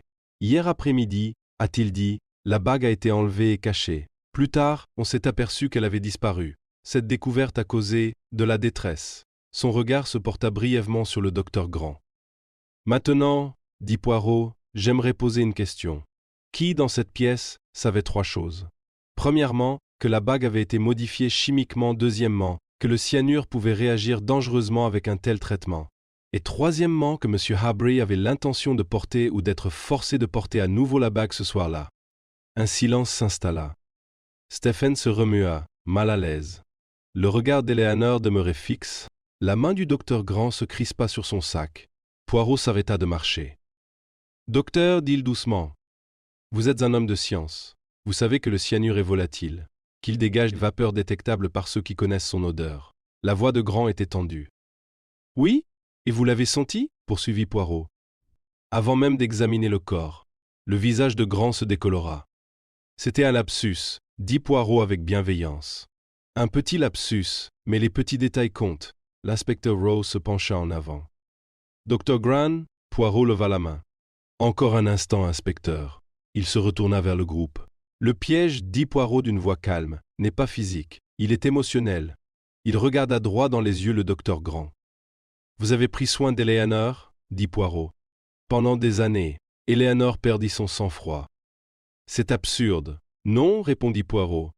C'est discret, respectable et non retourné. » Grant respirait superficiellement. « Lorsque M. Harbury a décidé de partir, poursuivit Poirot, la bague est devenue dangereuse, non pas comme symbole, mais comme preuve.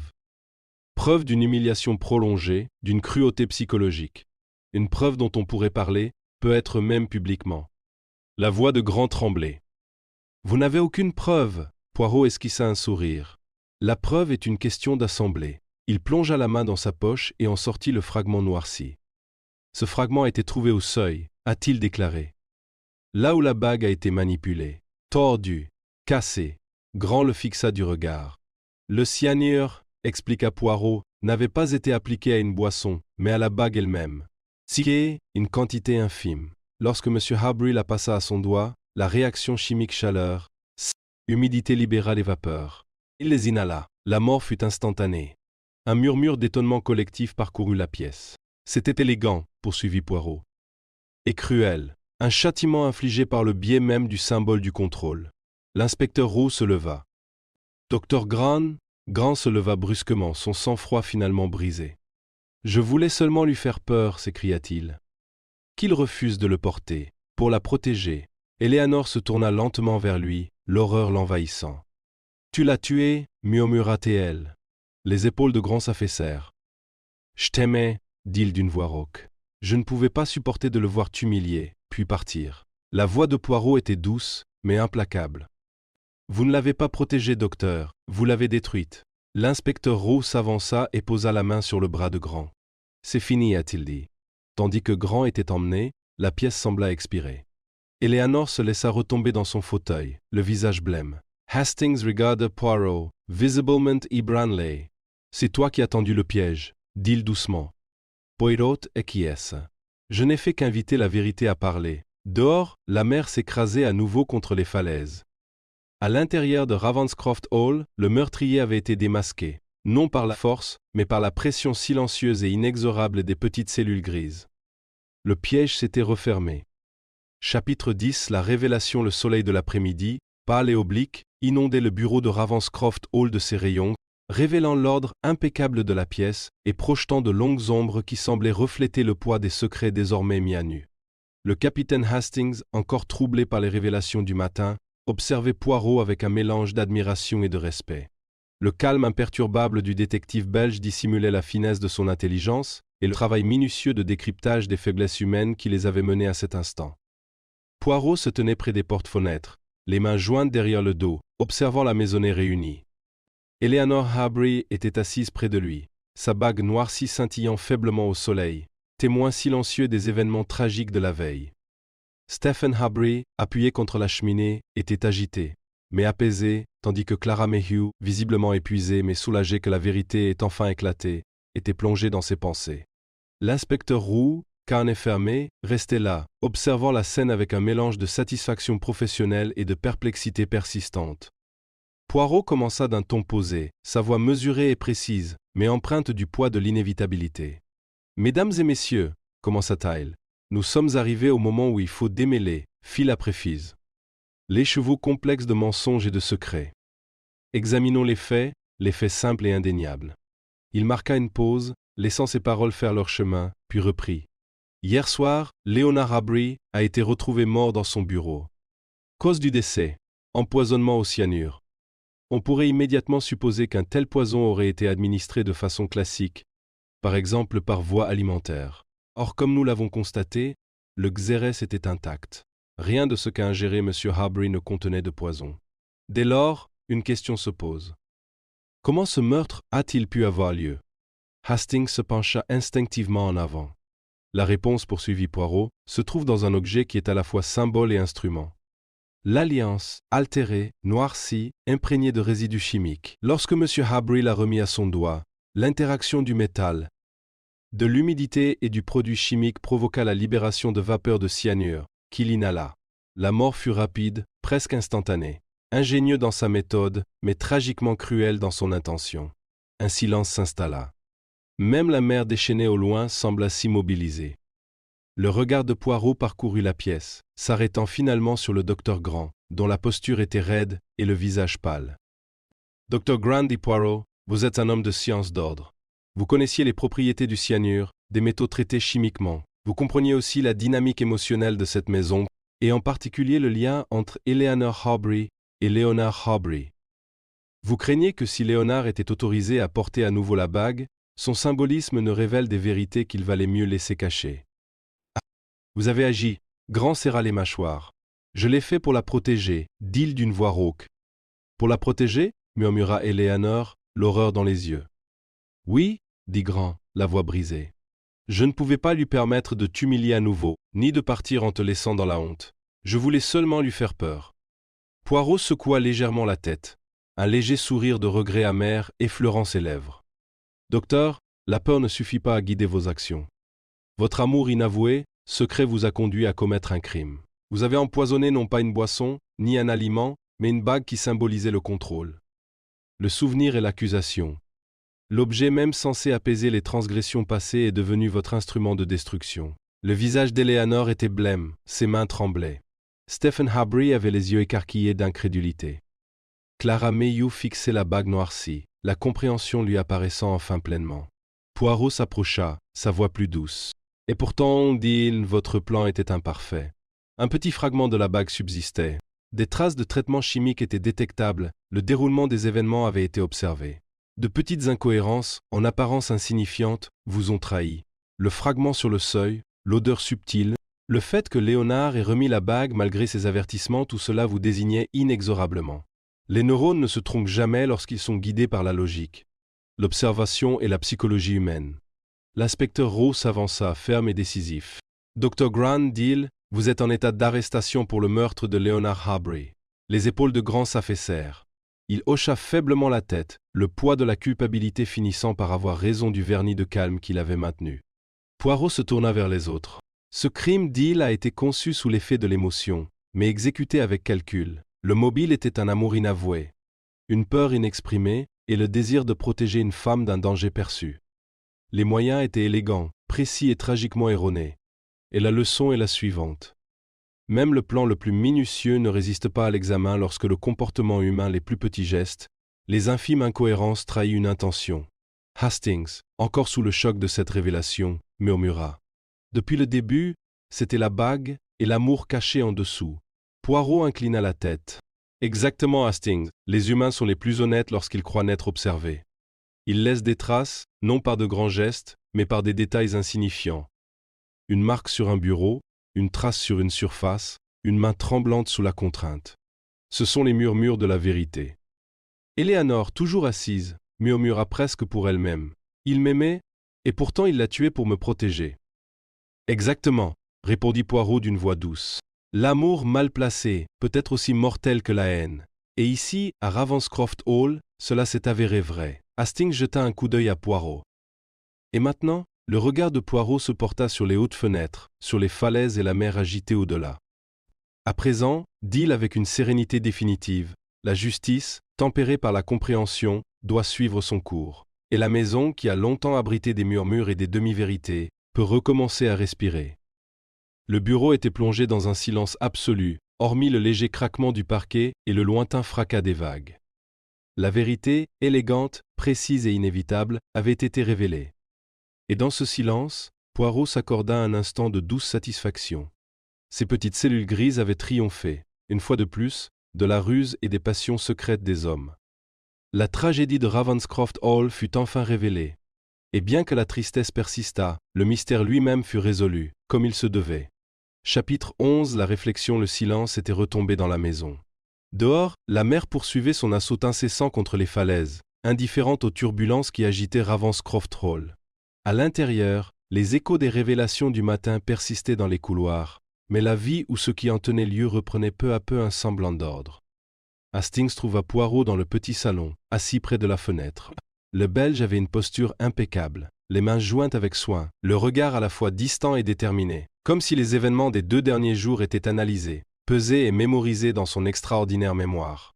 « C'est tout à fait extraordinaire, n'est-ce pas, Hastings ?» murmura Poirot. « Tant de mensonges, tant de secrets, qui convergent tous finalement vers une conclusion inévitable. » Hastings s'affaissa sur une chaise en face de lui.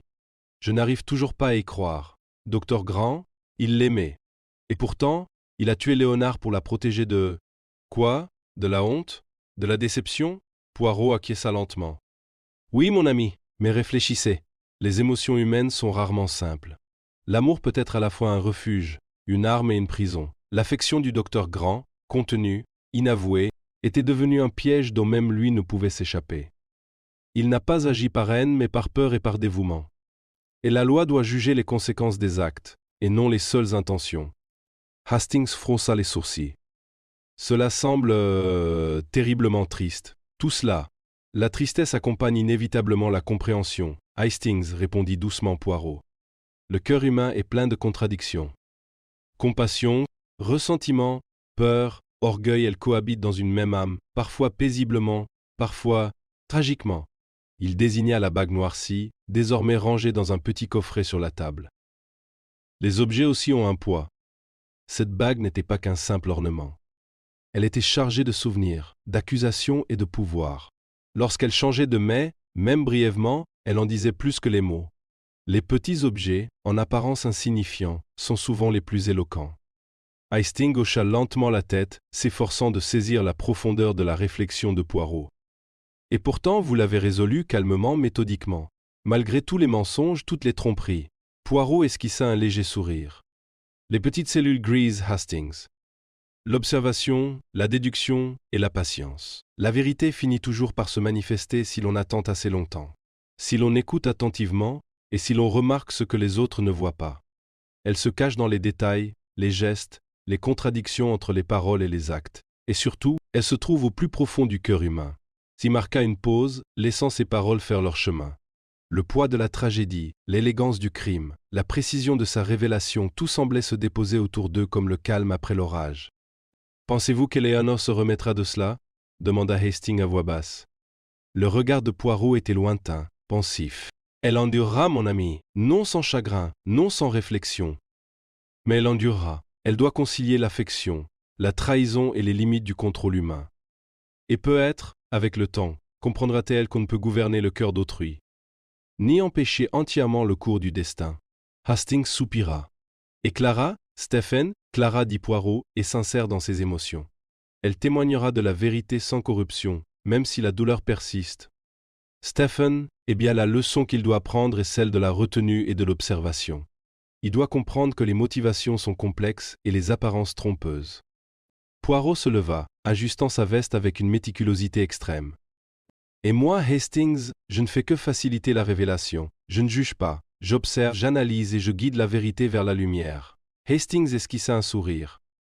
Comme toujours, Poirot, le calme après la tempête. Le regard de Poirot se porta sur la fenêtre, les falaises au loin et l'immensité insensible de la mer. Oui, Hastings, la mer ne juge pas.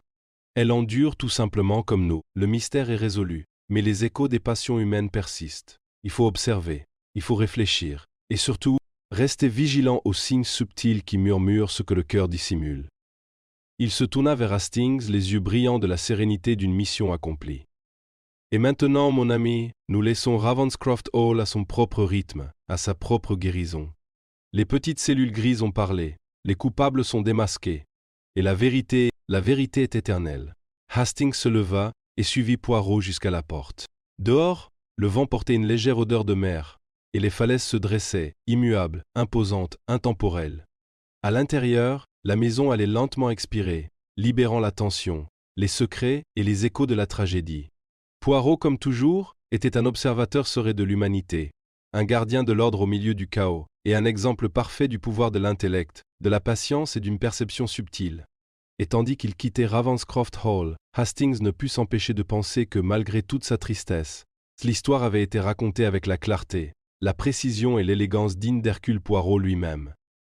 Le cas de l'Alliance noircit l'école épée fermée, mais ses leçons le délicat équilibre entre émotion et raison, le poids mortel des secrets et la clarté impitoyable de la logique allaient perdurer bien plus longtemps que n'importe quel souvenir humain.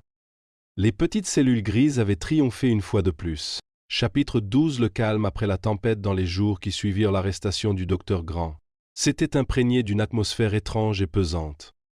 Les couloirs ne bruissaient plus de chuchotements ni de regards furtifs empreints de suspicion. Un silence solennel régnait désormais, comme si la demeure elle-même avait absorbé le poids des révélations et s'arrêtait un instant pour expirer. Un matin, le capitaine Hastings traversa le salon, observant l'activité feutrée de la maisonnée.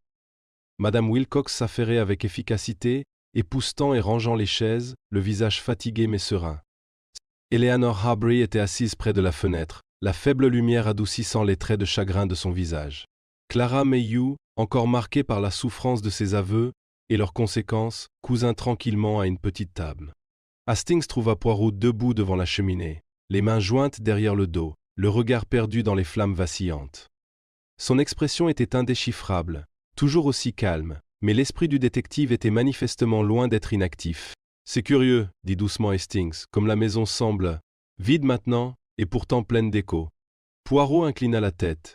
« Oui, Hastings, Ravenscroft Hall a toujours été un lieu d'émotion. Aujourd'hui, ces émotions sont passées du secret à la réflexion.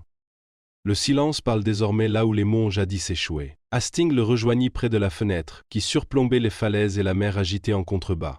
« Et les habitants, comment supportent-ils le poids de la vérité ?» Poirot esquissa un sourire, presque imperceptible. « L'humanité est résiliente, mon ami. » Eleanor surmontera cette épreuve. Apprenant à concilier l'amour, la perte et la cruelle manière dont elle s'est révélée. Clara, ayant avoué et témoigné de la vérité, acquiert une certaine clarté de conscience. Stephen, il a constaté la fragilité des suppositions et le danger des jugements hâtifs. Et le docteur Grant, il doit assumer les conséquences d'un acte guidé par l'émotion plutôt que par la raison. Hastings soupira. Tout cela semble si tragique et pourtant inévitable. Poirot se tourna brusquement vers lui. Rien n'est jamais inévitable, Hastings. C'est une question de choix, d'action et d'erreur. L'inévitabilité réside uniquement dans l'observation. Les actions cachées ou subtiles laissent des traces. Les petites cellules grises découvrent ce que le cœur dissimule, et la vérité finit par éclater au grand jour. Hastings hocha lentement la tête, assimilant la leçon. Je suppose que c'est pour cela que vous insistez toujours sur la patience. La patience, dit Poirot, est la compagne de la justice. L'action précipitée obscurcit le jugement. L'impatience rend aveugle aux détails, aux mobiles, au moindre murmure de contradiction. Il faut attendre que le cœur humain se trahisse. Leur conversation fut interrompue par la douce voix d'Eleanor. « Monsieur Poirot, dit-elle, je tiens à vous remercier. » Poirot se retourna poliment en s'inclinant légèrement. « Madame, c'est mon devoir, et pourtant, il est toujours réconfortant de voir la vérité apporter un soulagement, même si la tristesse persiste. » Les yeux d'Eleanor étaient embués. « Je n'avais jamais réalisé à quel point le silence pouvait cacher beaucoup de choses. La bague, les intentions, la peur, tout était si subtil, et pourtant si dangereux. La subtilité, répondit Poirot, est la nature même de l'âme humaine. Même les objets peuvent parler lorsqu'on les observe attentivement. » Se levant pour ranger son matériel de couture, ajouta « Je suppose que même la plus petite action peut avoir des conséquences. » L'exactitude, dit Poirot. Un geste, un mot, un fragment de métal, chacun peut faire pencher la balance. Et combiné aux passions du cœur, le résultat peut être imprévu. Le détective s'approcha de la cheminée et prit une petite photographie de Leonard Harbury. Il l'examina un instant, puis la déposa avec un respect silencieux. « La mort modifie notre perception, dit-il doucement. Mais elle n'efface pas la nécessité de comprendre. Il faut toujours percevoir les motivations qui sous-tendent les actes, les subtilités de la psychologie, les faiblesses humaines. » Hastings observa pensivement. « Et nous autres, comment pouvons-nous tirer des leçons d'une telle affaire ?» Le regard de Poirot se reporta sur les falaises, sur la mer tumultueuse au loin. « On apprend, mon ami, que les apparences sont trompeuses, que le cœur humain est complexe, contradictoire et imprévisible, et que la vérité, si bien dissimulée soit-elle, laisse toujours des traces. Observez attentivement, jugez avec prudence et fiez-vous à votre intuition. » Alors que les ombres de l'après-midi s'allongeaient, Ravenscroft Hall sembla expirer. La tempête de suspicion, de mensonges et de passion s'était apaisée, laissant place au calme du recueillement. Le chagrin persistait, certes, mais il était tempéré par la compréhension et la lucidité. Poirot se tourna finalement vers Hastings, le visage serré. « Hastings, l'affaire est close, mais ses leçons demeurent. Observez, toujours observez, car le moindre détail peut révéler la plus grande vérité. Et souvenez-vous, la nature humaine n'est jamais simple, jamais entièrement prévisible et jamais dénuée d'intrigue. » Hastings esquissa un sourire, sentant le poids de la sagesse du détective reposer confortablement sur lui. « Et maintenant » demanda-t-il. Poirot inclina la tête. « Et maintenant, Hastings, nous laissons Ravenscroft Hall à son propre rythme. Mais les échos de cette affaire, telles les vagues qui se brisent sur les falaises, rappelleront à tous ceux qui restent ici que la vérité, subtile et persistante, finit toujours par triompher. Dehors, le vent charriait un léger parfum de sel et d'algues. À l'intérieur, Ravenscroft Hall baignait dans un calme empreint de réflexion, de persévérance et du triomphe discret des petits